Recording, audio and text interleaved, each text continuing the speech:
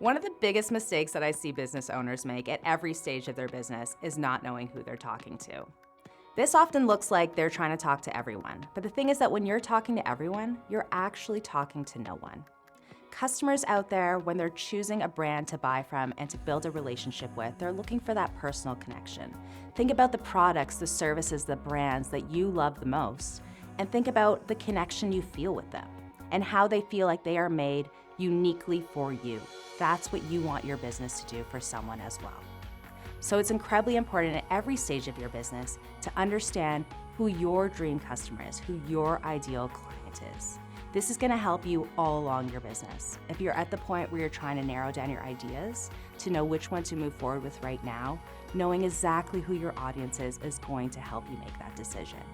If you're at the stage where you're expanding your business and wanting to offer more products, more services, or something different, knowing exactly who you're talking to is going to help you with that decision making as well. And if you're at the stage in your business where you're marketing and growing your brand and looking to build your customer base and get in front of your customer, knowing who you're talking to and how to talk to them is essential for that in order to make that connection and build that relationship that people want to have with brands today.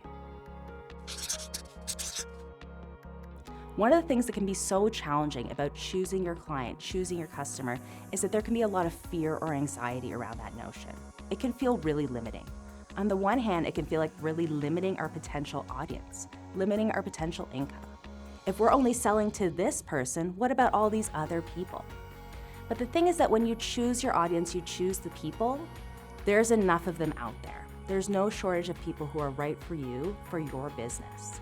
And when you choose the one person or the people that you're speaking to, they're going to come out in a group to support you and get behind your brand. And that's going to be far more effective for your business long term in terms of sustainability, income, and growth than it is to try to talk to everybody.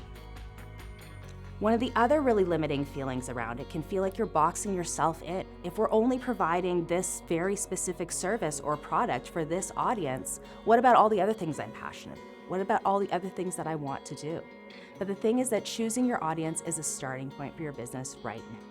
Where to be right now. And the magical thing about businesses is that they're always growing. You can always reach different people or create different products in the future. This is all about finding a place to start so that you can actually start and get traction and move forward.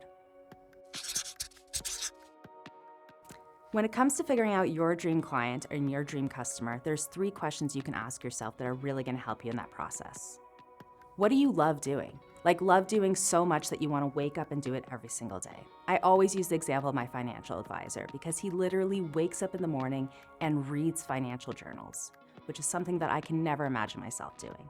But his passion and his business are so perfectly aligned in that. He gets to do what he loves doing every single day. So what is it that you most love to do?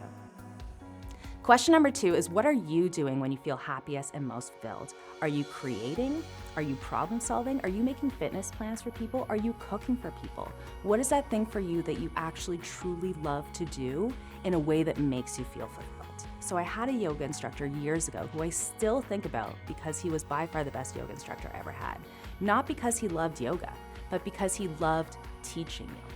He loved the instruction aspect of it. He was always offering modifications, and he brought such joy and positivity to his classes because he truly enjoyed teaching. And I would actually follow him around the city to go to all of his classes. That's how much it was clear that he was in the exact right business for him. I've had many other yoga instructors who obviously loved yoga, but teaching wasn't their passion, and that really came through in how they taught their classes. And it was so apparent to me as a customer that I didn't really want to follow their brands or build that relationship with them. So you really need to tap into not only what do you love to do, but how do you love to do it in a way that feels fulfilling and happy for you.